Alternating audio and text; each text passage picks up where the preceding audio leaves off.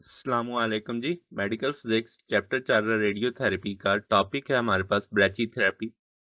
अब ब्रैचीथेरेपी क्या है? ग्रीक वर्ड है ब्रैचिस, जिसका मतलब शॉर्ट या नियर का है। थेरेपिया हीलिंग के लिए कहते हैं, यानी एक ऐसी फॉर्म है रेडियोथेरेपी की जिसमें सील्ड रेडियो एक्टिव सोर्सेज को प्लेस किया जाता है डायरेक्टली इनसाइड या नेक्स्ट टू ट्रीटमेंट वॉल्यूम यानी ट्यूमर के पास। एक्सटर्नल बीम थेरेपी जो होती है, जहाँ पे रेडिएशन बाहर से आती हैं, हेल्दी टिश्यू से गुजरती हुई कहाँ तक जाती हैं? ट्यूमर तक। जबकि ब्रेचिथेरेपी में एक्सप्लॉइट किया जाता है इन्वर्स केरला और डोज डिलीवर की जाती है ट्यूमर को, और उसके जो सराउंडिंग होती है नॉर्मल टिश्यू, वो रैपिड वहाँ पे डोज फॉल हो जाता है, क्योंकि जैसे जैसे डिस्टेंस बढ़ता है इन्वर्स केरला फॉलो हो रहा होता है। अब इसकी मुख्तलिफ तरह से क्लासिफिकेशनें हैं। अगर हम डोज रेट के लिहाज से बात करें तो सबसे पहले एलडीआर आता है, लो डोज रेट जिसे कहते हैं। 0.4 से 2 ग्रे पर आवर ये डोज दी जाती है। ये आमतौर पे परमानेंट इम्प्लांट्स में लगाई जाती है, प्रोस्टेट या टेम्परेरी इम्प्लांट्स जैसे गायनाकोलॉजिकल इस्तेमाल की जाती है। मीडियम डोज रेट एमडीआर कहलाता है, 2 से 12 grey per hour. Historically use की जाती थी, लार्जली अब रिप्लेस हो गई है एचडीआर से। हाई डोज रेट ये 12 ग्रे पर आवर से ज्यादा है, टिपिकली 12 से 20 होता है ग्रे पर मिनट। तो मॉडर्न स्टैंडर्ड है मोस्ट एप्लीकेशन के लिए। पल्स डोज पीडीआर जिसे हम बोलते हैं, अब ये 1 से 3 ग्रे पर आवर डिलीवर है पल्सेस में। अब ये कंबाइन किया गया है एलडीआर को इस एचडीआर, और शॉर्ट पल्सेस में, और 10 मिनट्स पर आवर यानी हर हर घंटे में 10 मिनट के लिए दी जाती है।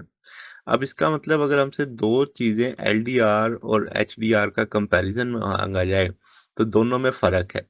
दोनों के बेसिक फंक्शंस में, बेसिक काम करने के तरीके में फर्क है। अब जो एलडीआर है वो कंटिन्यूस डोज है, जबकि एचडीआर फ्रैक्शन में है। जैसे आपने देखा कि हम उसे पल्सेस में देंगे।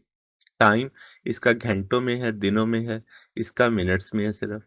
इसमें ज़्यादा रिपेयर होती है, इसमें लेस रिपेयर होती है। इसमें एक्सपोज़र स्टाफ को ज़्यादा है, इसमें रिमोट है, यानी आप रोबोट से उसकी लोड एडजस्ट करते हैं उसे। फिर क्लासिफिकेशन है सोर्स प्लेसमेंट, के सोर्स हम रख कहाँ पे रहे हैं। अब हम इसे इंटरस्टिशियल बोलते हैं अगर हम डायरेक्ट ट्यूमर के ऊपर रखते हैं, ट्यूमर टिश्यू पे रखते हैं, जैसे प्रोस्टेट, सीड है, ब्रेस्ट कैचर्स हैं।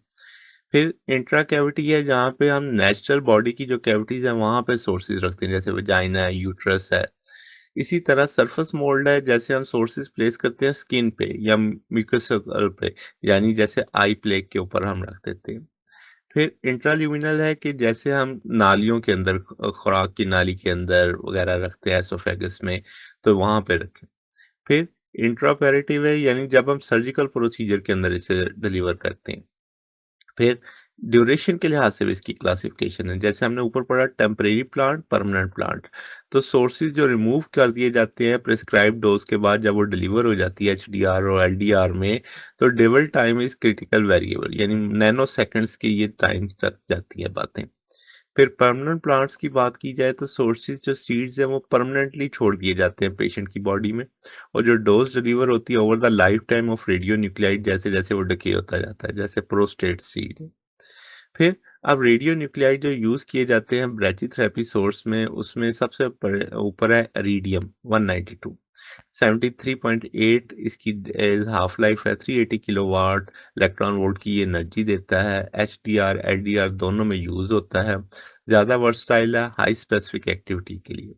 कोबाल्ट 60 अल्फा डिके वाला है, तो 5.26 ईयर इसकी हाफ लाइफ है, 1.25 मेगा इलेक्ट्रॉन वोल्ट एनर्जी देता है। एचडीआर में यूज होता है जहाँ पे हाई एनर्जी रिक्वायर होती है ज्यादा शील्डिंग से, तो सोर्स चेंज किया जाता है infrequent. Caesium 30 year half life है, 0.662 मेगा इलेक्ट्रॉन वोल्ट है। एलडीआर है, आजकल इस्तेमाल नहीं होता। Iodine 125 almost 60 days half life है, 28 किलो इलेक्ट्रॉन वोल्ट है, परमानेंट सीड है, लो एनर्जी है, मिनिमल शील्डिंग रिक्वायर्ड होती है, और प्रोस्टेट में यूज होता है। प्लेडियम 103 एक 17 डेज इसकी हाफ लाइफ है, 21 किलो इलेक्ट्रॉन वोल्ट एनर्जी देता है, परमानेंट सीड है और ये इसकी डोज रेट आयोडीन से ज़्यादा है, तो फास्टर ग्रोइंग ट्यूमर के लिए इस्तेमाल किया जाता है। Radium 2 two 6 1600 year half life है, 830 किलो इलेक्ट्रॉन वोल्ट है, ये भी हिस्टोरिकली यूज़ किया जाता है। रेडान गैस इसका सोर्स अब यूज़ नहीं किया जाता। अब अगर हम कहें कि एक्सटर्नल ईबीआरटी और ब्रैचिथेरेपी का डिफरेंस क्या है, तो दोनों में है फ़र्क के सोर्स। ब्रैचिथेरेपी में इनसाइड पेशेंट होता है, ईबीआरटी में आउटसाइड होता है। डोज़ ग्रेडिएंट की बात करें तो वेरी स्टीप है, इसमें मॉडरेट होता है, आहिस्ता-आहिस्ता डोज़ फासले के साथ कम होती है। फिर प्रिसिजन इसकी बहुत हाई है, इसकी हाई तो है मगर इसकी उससे ज़्यादा है। फिर ट्रीटमेंट इसका शॉर्ट है, एचडीआर इसका ट्रीटमेंट लॉन्गर है।